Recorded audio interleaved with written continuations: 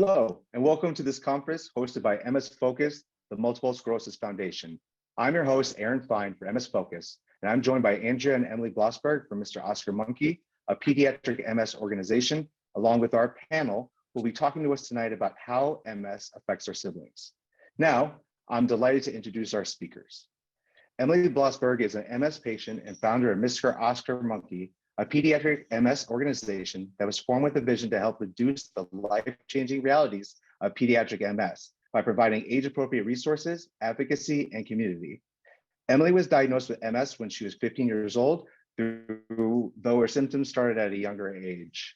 Emily is well aware of the challenges that MS presents to someone so young and has committed herself to her advocacy for pediatric MS, finding ways for kids and teens to connect and network across the US and the world, and supporting the pediatric MS community so no one has to feel the loneliness that she felt. Andrea Blossberg, Emily's mom, is no stranger to the MS world. Andrea's husband, Dean, was diagnosed with MS in 1998, and Emily was then diagnosed 13 years later. Andrea has been a caregiver for not only one, but two family members living with MS. Through Mr. Oscar Monkey, Andrea shares advice for other parents, assists in facilitating education and community building programs, and helps with the day-to-day operations of the organization. Andrea has a unique perspective being a caregiver to an adult MS patient as well as a pediatric MS patient. She attends every appointment with Dean and Emily to stay informed and ensure she's providing the best support possible. We're sincerely pleased to have them join us this evening. Now, for our audience, if you have a question or comment during this discussion, you can ask it using the Q&A button in the app, which also allows you to send your questions anonymously if you choose. Or you can ask your question live by raising your hand. To do so, click the raise your hand button or press *9 if you're on the phone. I will call on you, then you'll be able to unmute to ask your question. Emily and Andrea, thank you for being with us, and I'll turn it over to you to introduce our panel and begin tonight's Q&A. Thank you, Aaron. Well, I'm so excited to have this opportunity to teach people about the role that siblings play in the pediatric MS community. It is such an important role, and often siblings get overlooked when their own sibling has MS. Some of their role in the family kind of just gets a little bit blurry. So we are joined with Jessica Blossberg, Rhea Parker, and we have Holly Black joining us soon. Rhea, would you introduce yourself and just tell us who you are and what your connection is to MS? Hi, I'm Rhea. I am currently in college, and my connection to MS is I have a twin sister, and she started having the symptoms for MS like around age 10, so almost 10 years ago, and was officially diagnosed at age 11. So my twin sister has MS, so that's how I am connected to MS. And just as we're asking questions and through this conversation, what is your sister's name, just so we have that? Kiana. Kiana, perfect. And Jessica, would you introduce yourself and your relation to MS? Hi, yes, I'm Jessica Blossberg. Emily is my sister, Andrea is my mom.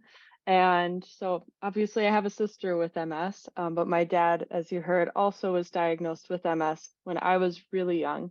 I think I was in kindergarten at the time when he was diagnosed. So I pretty much grew up understanding the disease because my parents did a great job of explaining what was going on with our dad's body to my sister and I, and why maybe he was too tired to do some things, or if it was really hot, maybe he wasn't feeling so great. So we could go to a parade, but he had to stay home, or maybe he had to bring some ice packs with him to help keep him cool.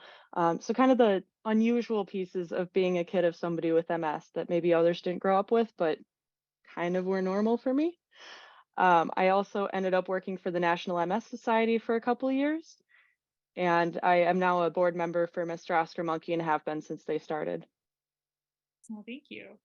And I see that Holly just joined us. I think she's getting her audio figured out. Holly, thanks for joining us tonight. We're just doing quick introductions. Would you introduce yourself and your relation to MS? I know yours is pretty unique.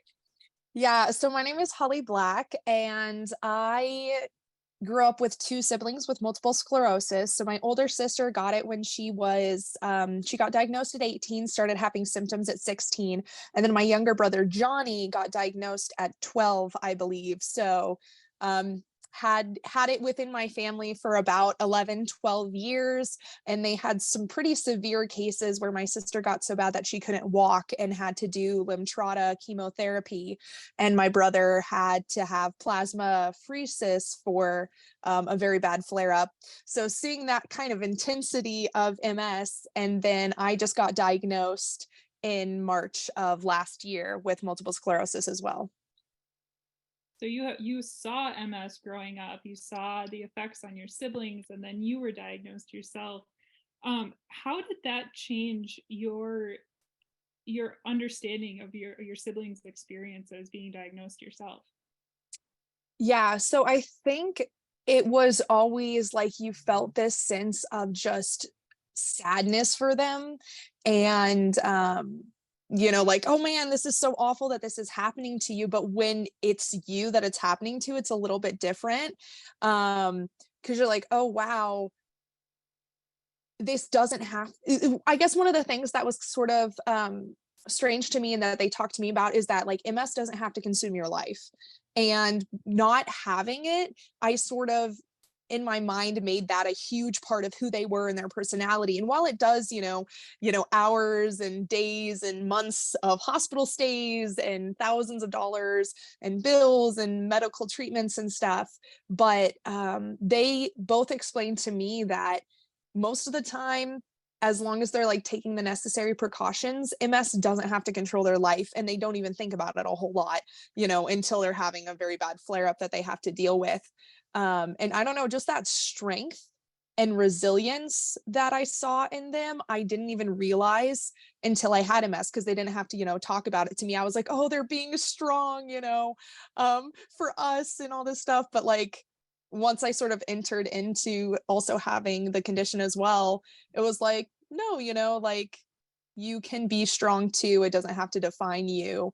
And just sort of that hope that they have within it, and realizing that like I could let this beat me down and feel really bad for myself, or I could take a note from their book and be like, you know what? No, this doesn't have to define me. I can still, do all the things that I love. I may just have to have some different modifications. So they definitely served as role models for you as you've navigated your own diagnosis. For sure. That's awesome. You had a question for Jessica. I did. We've talked in our family about the child who is well. And can you tell us more about what it's like to be the healthy child when there is someone in your family with a chronic illness that's your age or a little younger?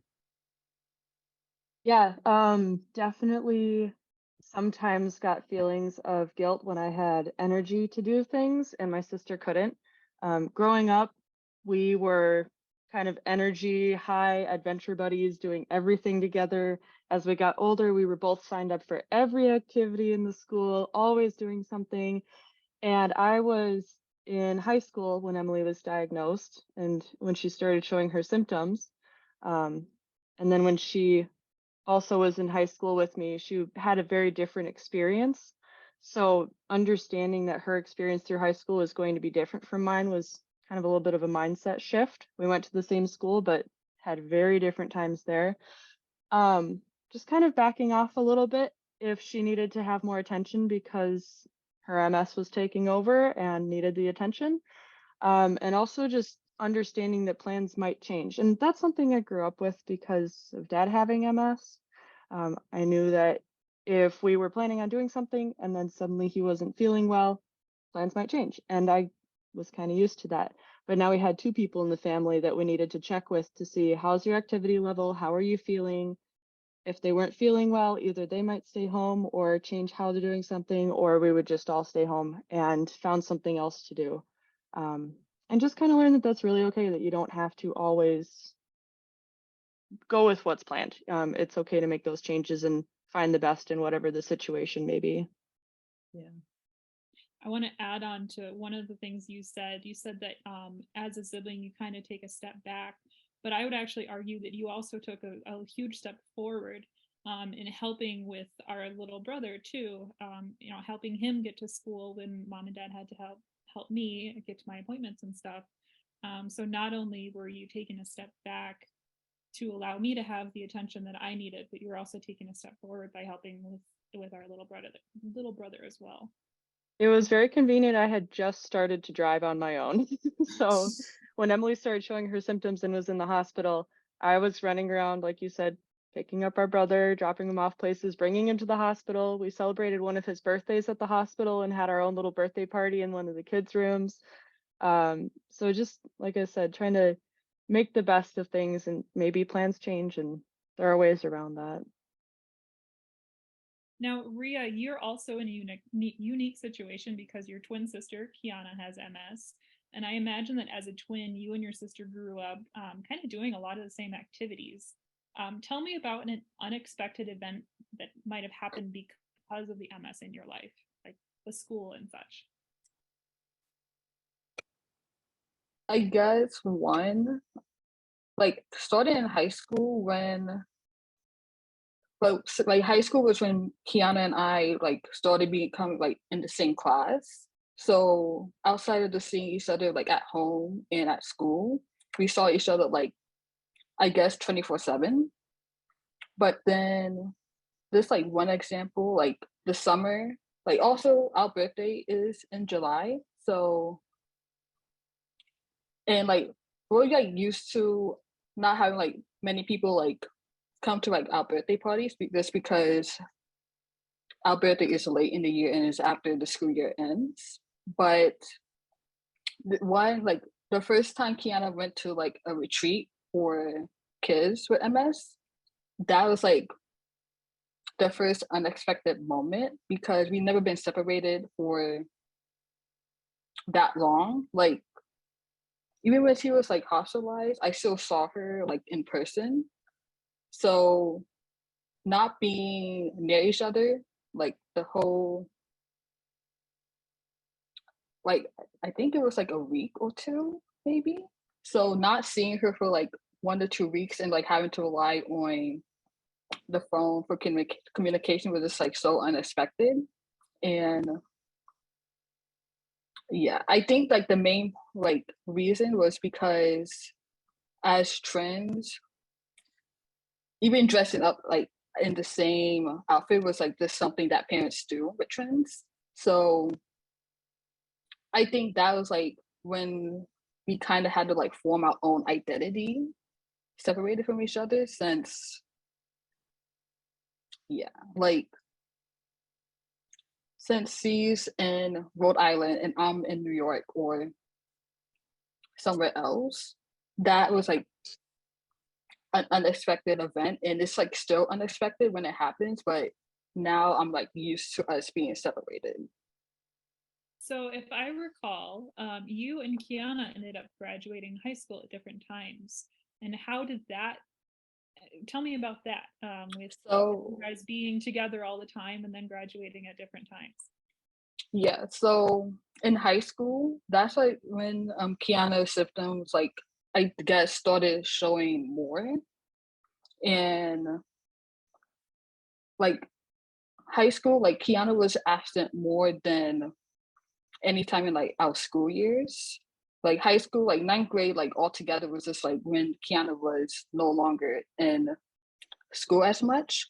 And it like even went up to the point that my parents decided to pull her from our high school just because they weren't accommodating for her in that way. And so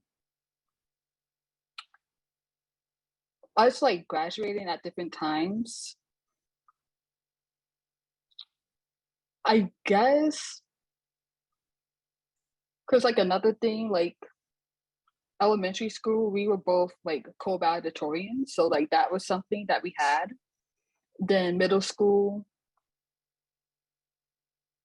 valedictorian is like she was like third. So like we were both like still in the same place, like for middle and elementary school when we graduated. But then because high school, like also this high school was different for me graduating because I had to do it through Zoom because that's when the pandemic had hit.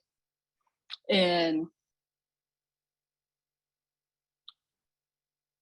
like, so like I also think like we both got to shine in that way because she was also Kiana was also valedictorian when she graduated from her high school. So, and like her graduation was also like was in person.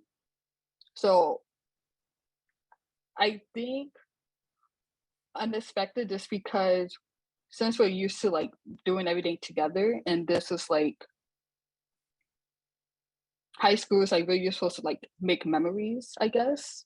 And us not being in the same high school was just something that like not necessarily like cut that off because we still saw each other at home, but it was something that like realized like a realization. But I do think because we just graduated at different like she graduated like a year later, it was still like it still gave us like a chance to shine because even like as friends, there's not that much in the like people love to like put trends like as like the same person. So even though Kiana with MS, that was just something that I guess in a sense also like show that like we're individuals while still being connected because she was able to graduate and people didn't ask her, oh, where's your sister? Like that type of thing. And then people didn't do the same thing with me. Yeah, if that makes sense. Yeah, so it sounds like MS actually gave each of you your own person, you know, Yeah. in a weird way. Like you guys were each able to have your own experiences. And as you said, you were able to both shine at a time where maybe you wouldn't have both been able to shine in the same way had you not had that separation. So that's actually, I really like the way you put that. That's really neat. Thank you for sharing that. Holly, if I can come back to you. So as for a while, you were the child who was well. um, was there a change in your family, in your role in the family when your sister was diagnosed, when your brother was diagnosed, and then ultimately when you were diagnosed? How have things changed or how have they stayed the same? Yeah, so it's interesting. My sister, Erin, has been always very stubborn and independent. And so even when she got MS, she was going off to college and she graduated high school in 3 years, college in 3.5 with a mechanical engineering degree. And so she was away from home a lot of the time. And there was definitely still a lot of concern that we had as a family, but because of her distance, I didn't feel like it affected our relationship that much, other than, like when I would reach out to her, talk to her, I'd be like, hey, how's your MS doing? But she was already very much her own person and sort of had gone off from the family unit a little bit to live her own life. So I feel like it didn't have that much of a change on me. And also, she was very independent in the way that she wanted to be the one to take herself to appointments and to make decisions about her care. Whereas when my brother got diagnosed, it was very different. I remember we were all about to go to Colorado to visit my older brother, and we got a call that he had like 40 plus lesions and they had stopped counting at 40. He had so many and they didn't know what it was. And they thought it may be brain cancer. And so they were going to lifeline him to Children's Mercy. It was either Children's Mercy or KU Med Center. And so it was just very much like we were stunned. And mom and dad were like, well, we're going to drive up and be with him. But the rest of you, like, go to Colorado. And so that was just such a crazy thing so our grandma took us because she had come down to drive with us to Colorado. And so it was me, her, and my younger sister. And I don't know, I've always like sort of been the older sibling to my two younger siblings.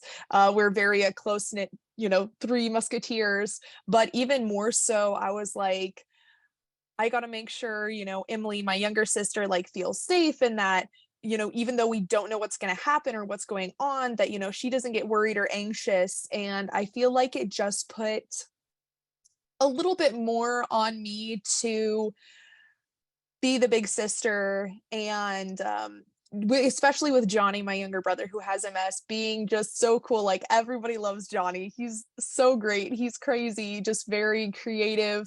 And to see him, you know, on the ground and in so much pain that he's like, I don't know if I want to live anymore, and having to have like pain blockers like gabapentin to just make it so that he can get through the day. I don't know, it just gave me, I think, even more a sense of like gentleness and compassion of like, you know, how can I help you?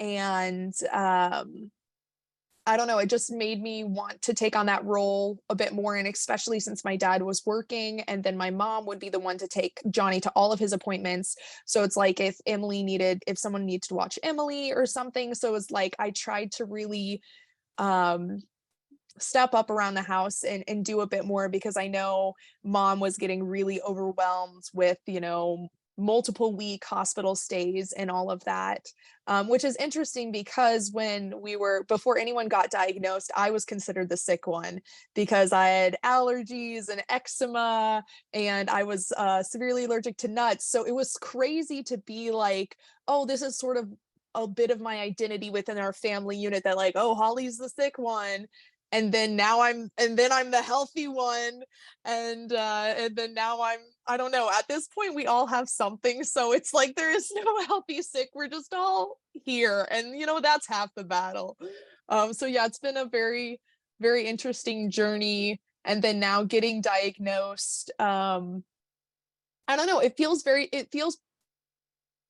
similar to me, because I don't have the severity of their symptoms, but in a way that's great, because them having it made us aware, so that when I started having my first flare up, they were able to get me an MRI within like 4 days, which would have been unheard of if I didn't have siblings with multiple sclerosis. Like it would have taken years probably for them to figure it out. um and so it's really in a way been a weird kind of blessing that they were paving the way. And so I feel like we're, you know, even just a little bit more close knit, being able to be like, oh, so this is this a symptom? Oh yeah, I have that happen. And we have like an MS sibling group chat where I'll be like, hey, what did you guys take this medication? What do you think of that? And they're like, oh, that gives me this side effect. And you know, so it's interesting being able to relate with them in that way and have sort of another layer to our sibling relationship. You know, that's a little warped, right? Yeah. we we're like, ooh, and our special like club thing is our hospital bracelet. It's like that's how you know you're in the club, you know. That's a pass. We gotta make the best of it. Well, what I'm hearing from all of you is all of you are seeing the light in your siblings' diagnosis, and all of you have stepped up in such a way that you're helping to take care of your families and helping your parents to take care of your siblings.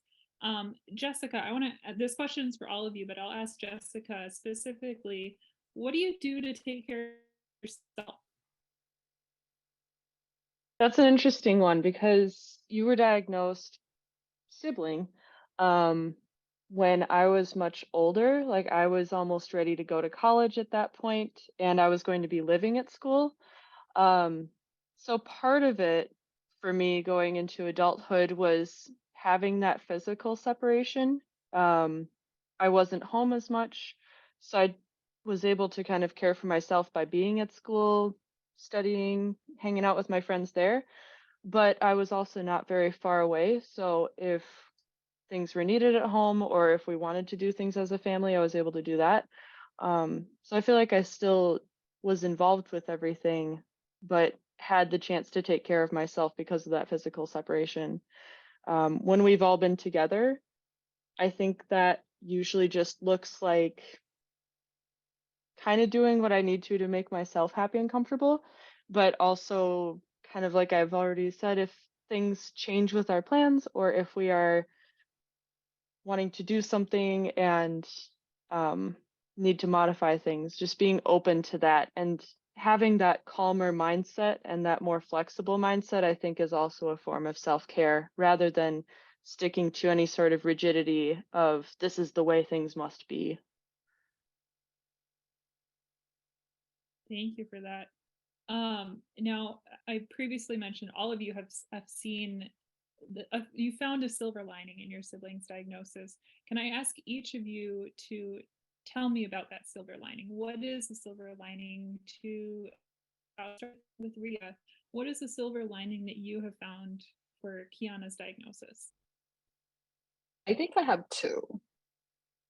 One would be I've been able to experience more things and just try new things. And also it made me realize like what I want to do in the future. Like one example, just like the first retreat my family ever went to for MS was like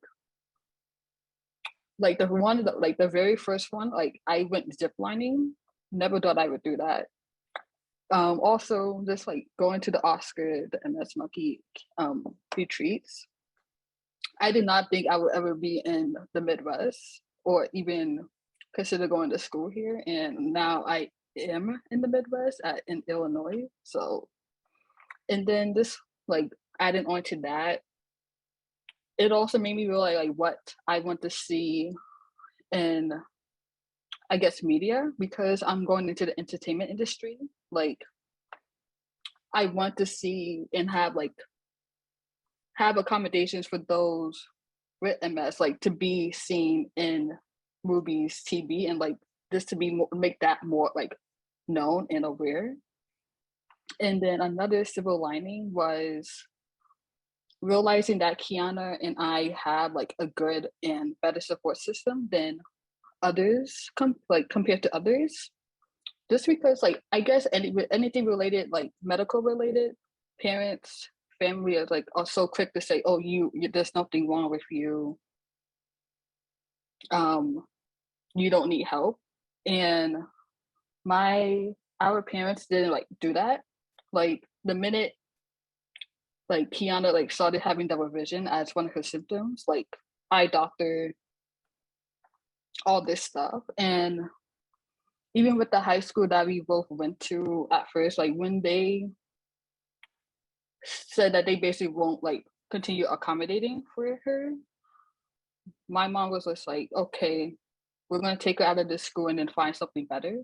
So I think, yeah, it made me realize that I do have a better support system than most people, and just like most kids my age, especially since like coming from an older generation, like you were expecting to be so like close-minded, but my parents weren't. So that's something I appreciate. And then even just meeting people at these MS events was just something like, okay, there's somebody going through this too. And like that's another support system that we have.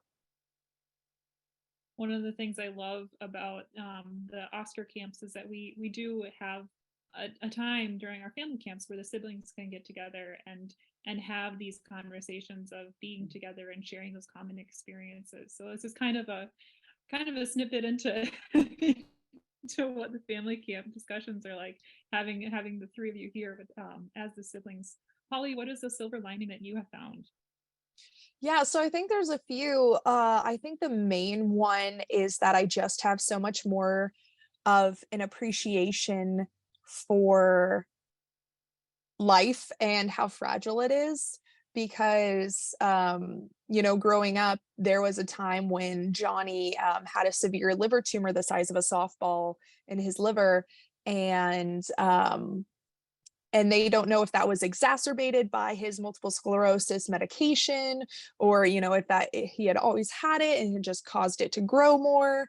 But I remember them telling us before he went into surgery that we don't know if he's going to have blood vessels wrapped around this. We don't know if he's going to die, and that is a real concern. And just like having that moment of having to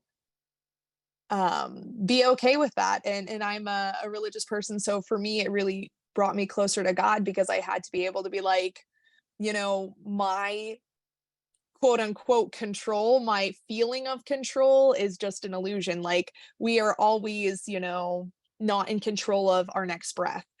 But people with MS, people with other chronic disorders, I think, can be more aware of it. And like when my sister got so bad that she was on Lemtrada for, she was doing chemo, there were people who died on that clinical trial.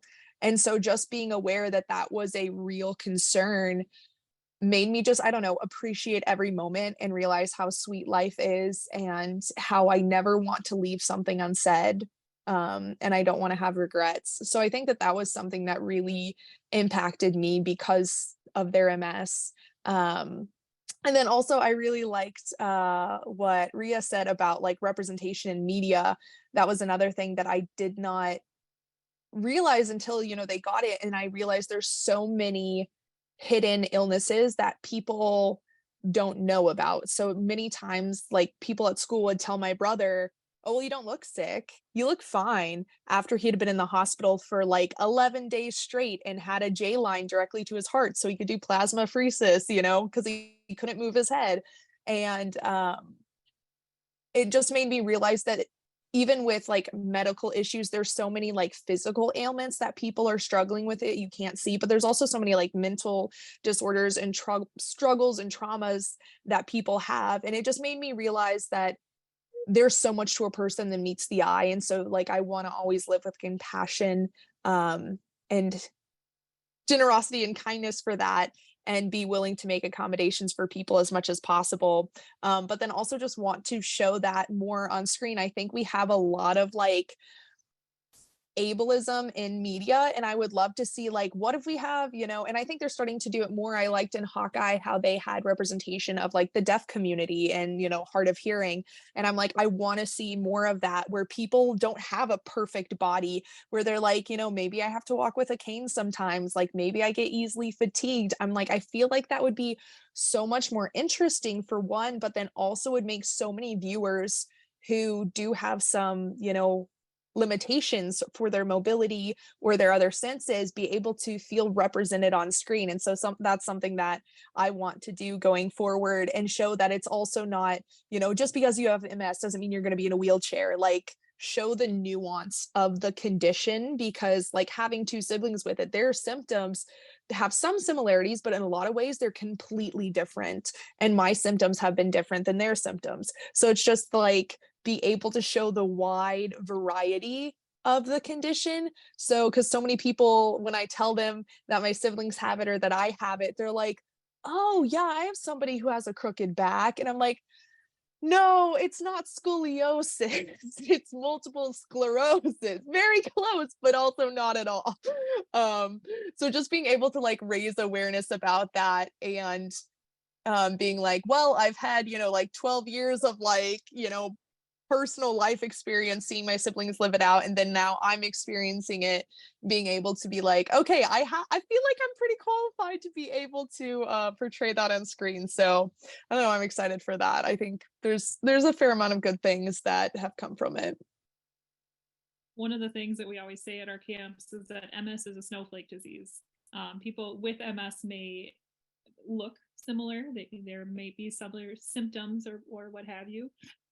But just like snowflakes, no two snowflakes are exactly the same. So my MS is different than Holly's MS, which is different than Kiana's MS. And so each of us has our own story, and each of us has our own experience and our own journey. Jessica, what is your silver lining? I want to just say same to what the other two said, because so many things just completely resonate with me. The community feel, the living life fully.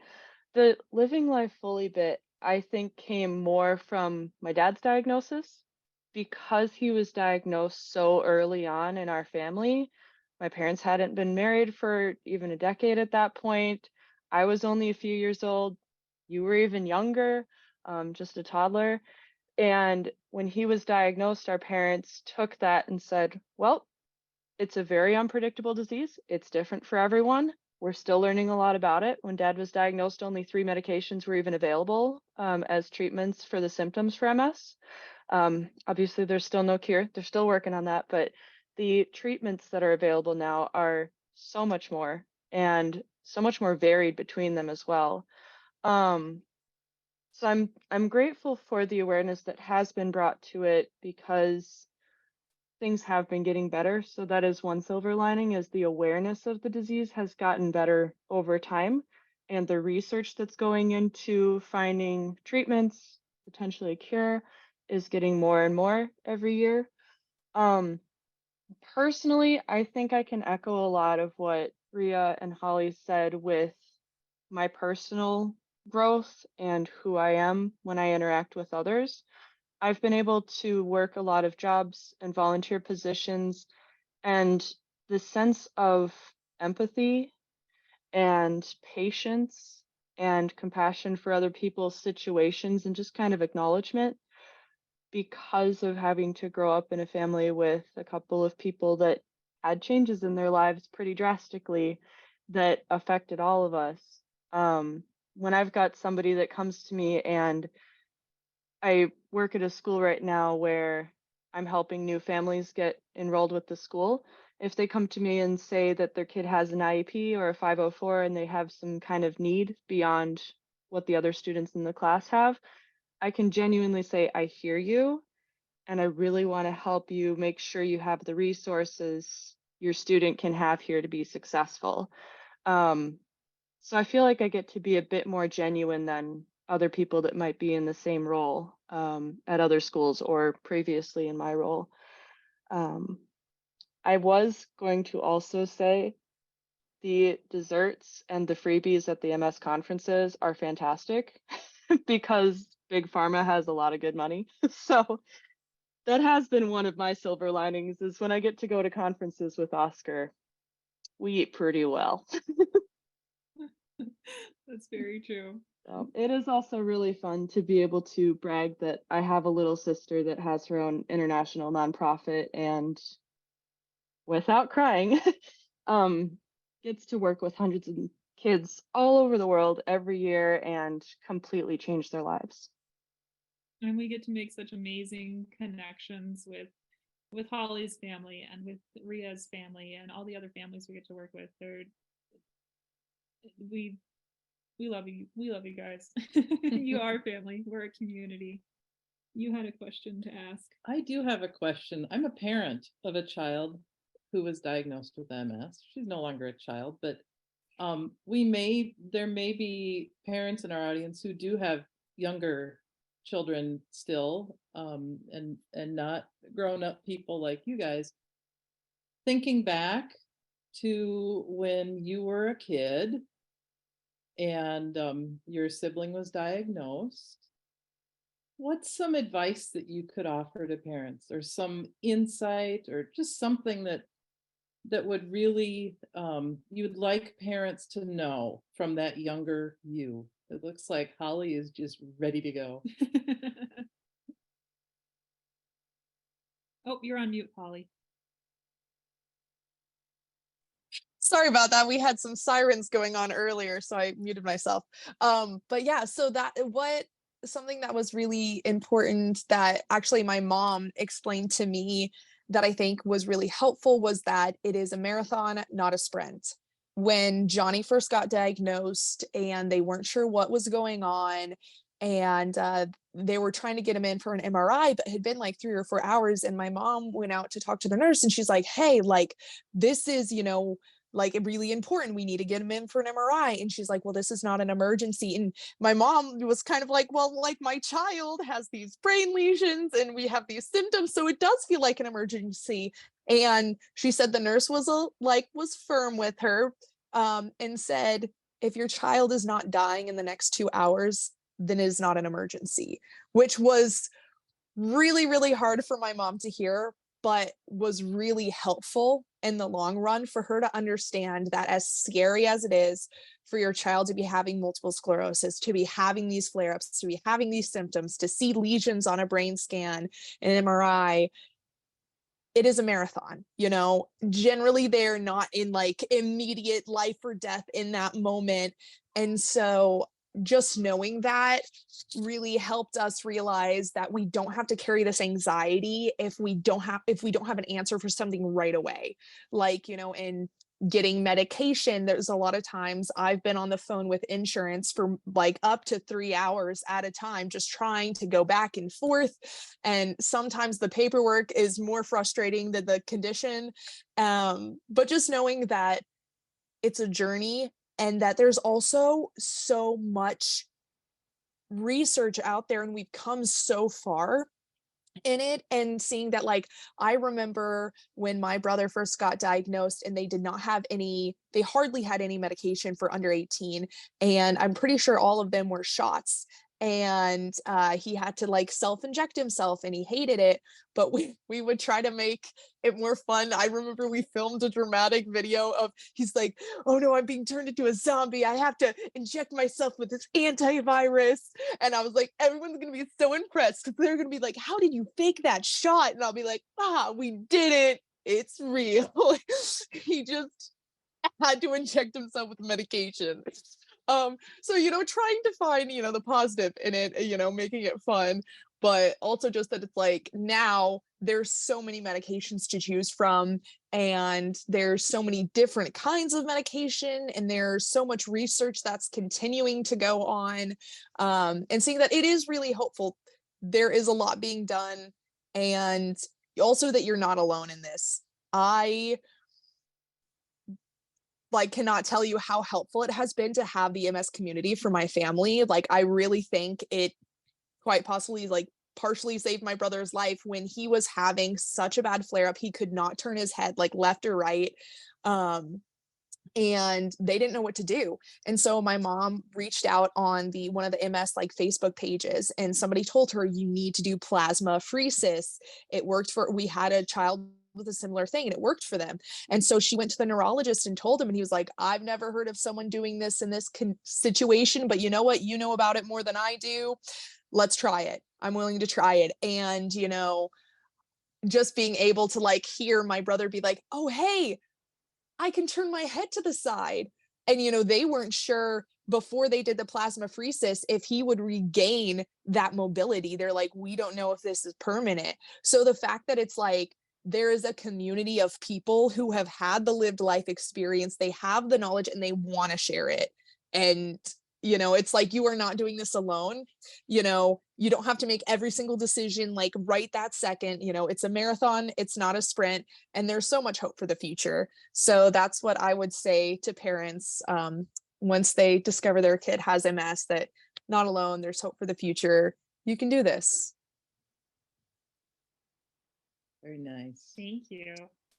Aaron, I wanted to check with you. Are there any questions in the queue? Otherwise, I have one last question I could ask.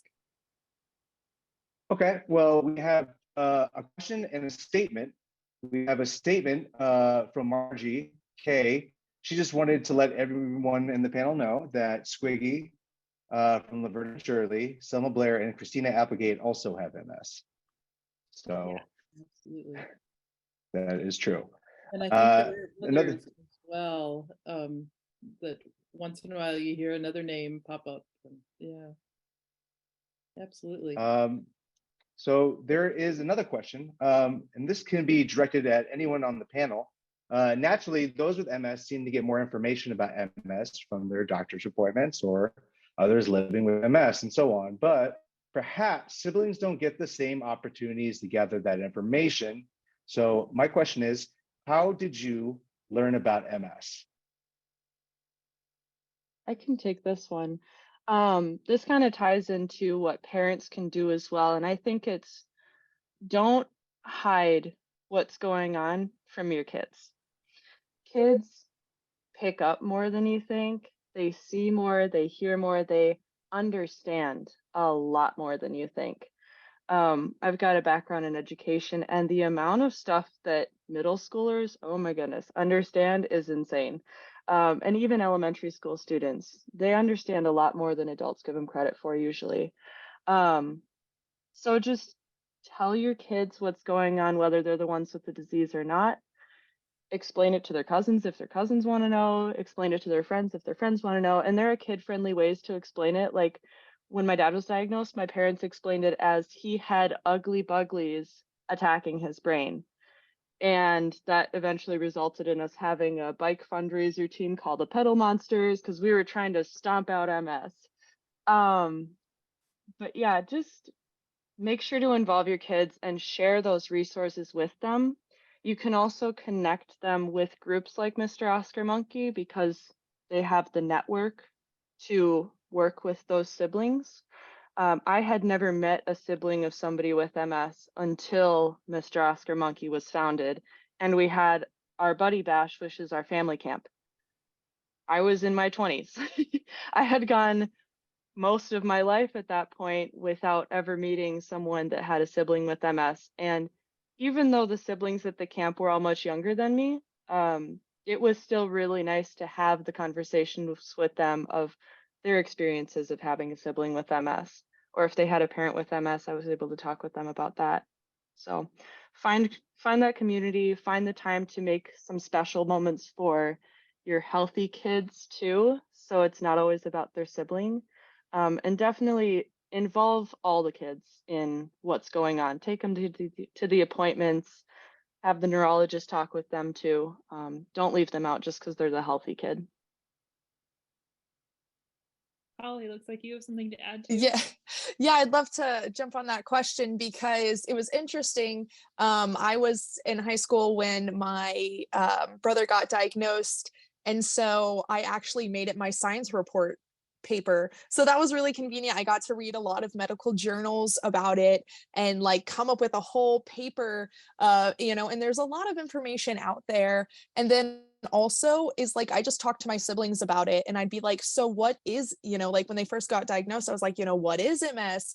And my sister, I felt like explained it really well. And she was like, okay, so you know how you have like coating on a wire and your body is, it had a virus and it beat it up.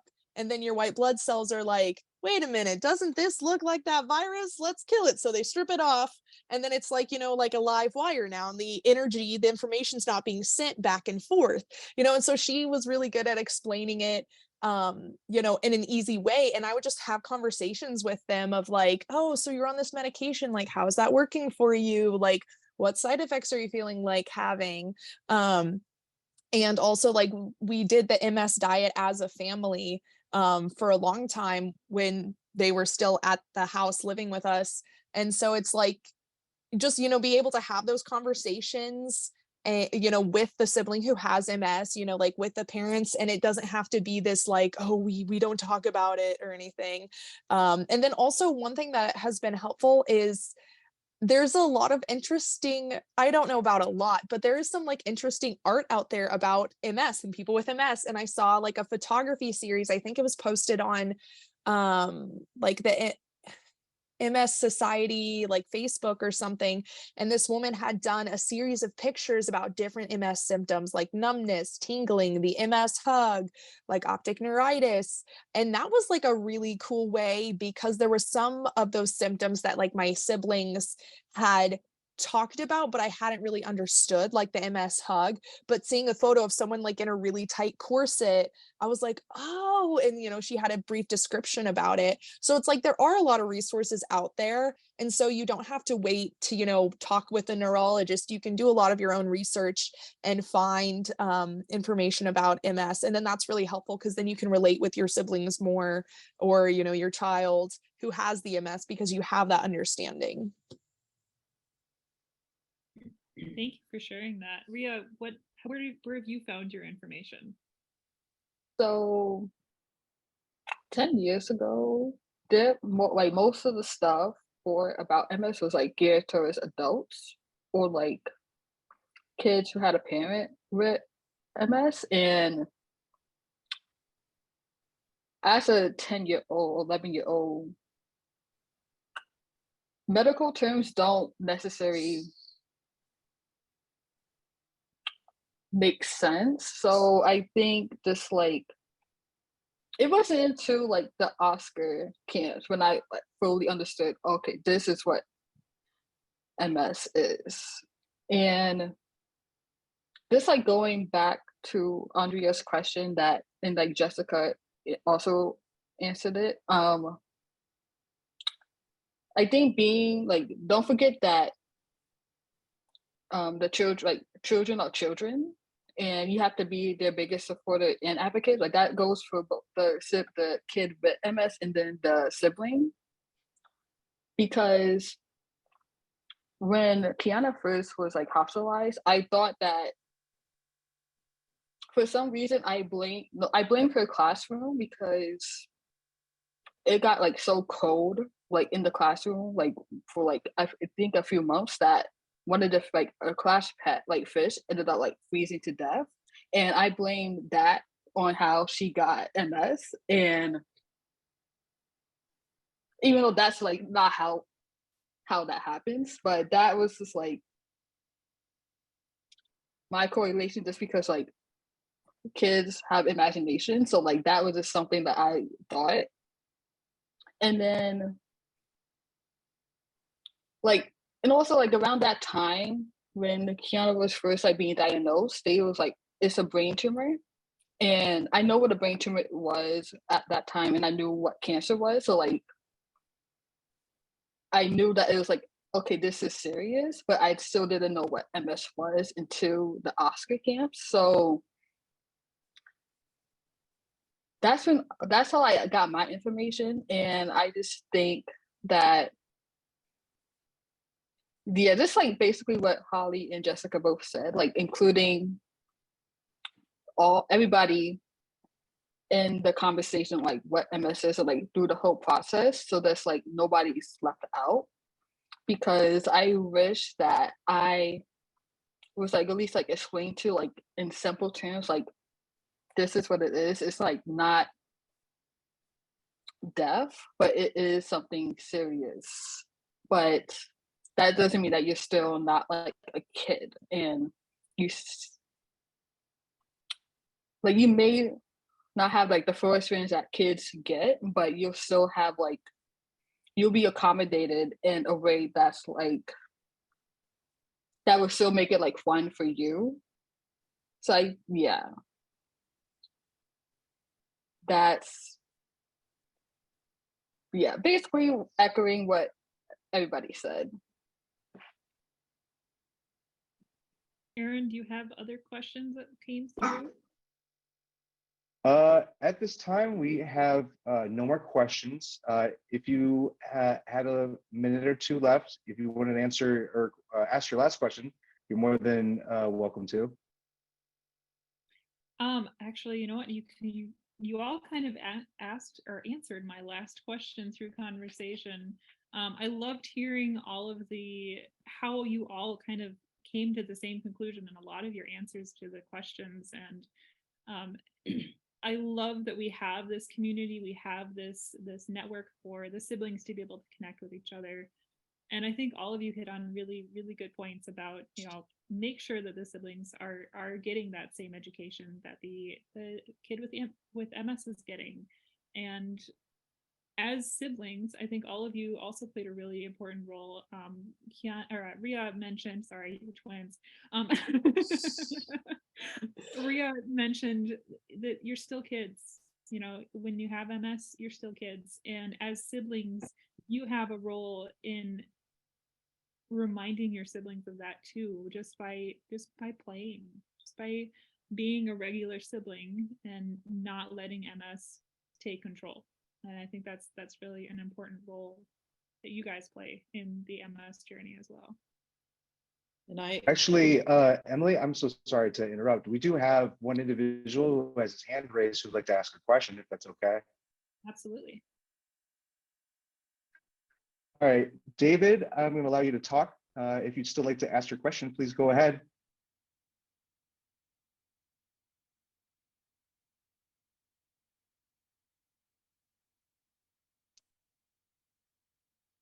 Hello. Hi. Good Hi. It's so awesome meeting all of you, pediatric MS. I want you to know I was diagnosed with MS in 1997 at the age of 14. And now this is 26 years later, and I'm still fighting and I'm still going on. And so I'm enjoying listening to you ladies, and I'm saying to keep on fighting and keep on going, and you all have that pure spirit and you all are doing well. So that's my only comment, that I want to say good job and keep on going, man. Keep on going. I'm proud of you all, man. Thank you, David. And you keep going too. We're all fighting this together, and it sounds like you're fighting very hard. And we're proud Yeah. of you. Yeah, thank you very much. Thank you. Okay.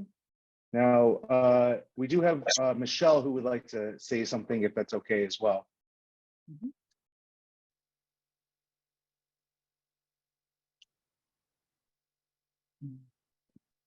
Hello. Hi.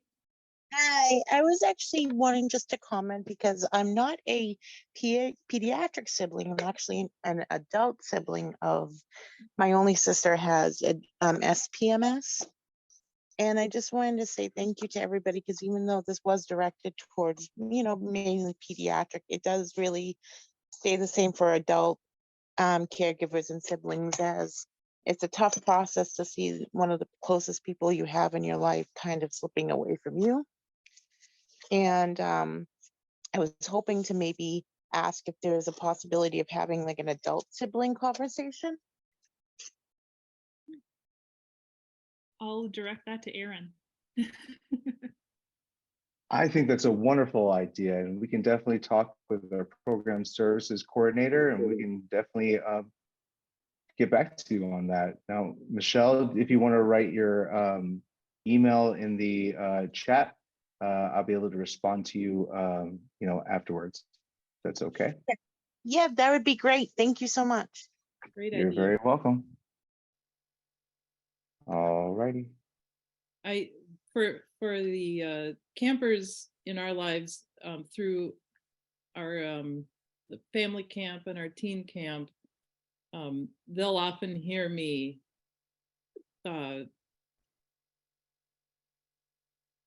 extol the virtues of their siblings and remind them just how important those sibling relationships are. It was something that I did with my own kids. They'll shake their heads and roll their eyes, but there can be something so special about that sibling relationship and the experiences that you have together and the knowledge that you share together. And so I want to thank the three of you for being here, because I know you, I know who your siblings are, and you are a great representation of the sibling group of those with MS. So thank you. Thank you for having us on. I'm so happy this conversation's being had, because like I said, I didn't know anyone who had a sibling with MS as a teen or as a kid. So even just that we're here having this conversation tonight, and as was mentioned at the beginning, it's being recorded, so people forever from now can hopefully be able to watch this and gain something from it, whether it's encouragement or knowledge or just that sense of community. It's pretty special that we're able to do this. Fantastic. Now, with that being said, I think this brings us to the end of our time. For our audience, if you miss any part of this discussion, it has been recorded and will be available through the MS Focus Facebook and YouTube channels. Reply to your registration email for information on how to access recordings, or sign up for our newsletter to learn about upcoming events. Our next teleconference will be Ask the Physical Therapist with Dr. Herb Karpatkin, on Monday, January 30th at 4 p.m. Eastern. As you leave the conference today, a survey will appear on your screen. We ask you to please take a moment to give us your feedback on this program and your suggestions for future topics, so we can get so we can be sure to provide you the best programs possible. Our sincere thanks to all of our attendees for your participation, and especially to Emily, Andrea, Jessica, Rhea, and Holly. Thank you so much. This was incredibly thoughtful and engaging and profound, and I'm so happy you all were able to do this. This was incredible. So have a wonderful evening and good night to everyone. Thank you so much. Thank you. Thank you. Thank you. Good night.